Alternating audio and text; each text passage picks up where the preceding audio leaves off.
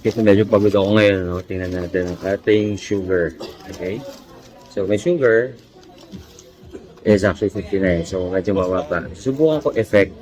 Kakain ako sa perasong pandesal galing sa Pan de Manila. Okay? So, tingnan natin ang mangyayari. Para may extra challenge, lagyan natin peanut butter. Okay? So, this is crunchy peanut butter ng Pan de Manila tsaka pandesal. Tingnan natin after 1 hour.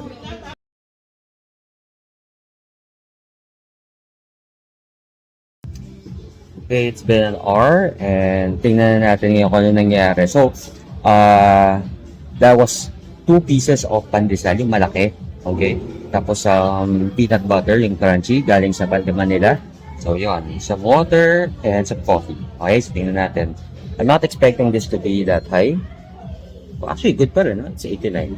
So, ayan. That's it, guys. See you next time.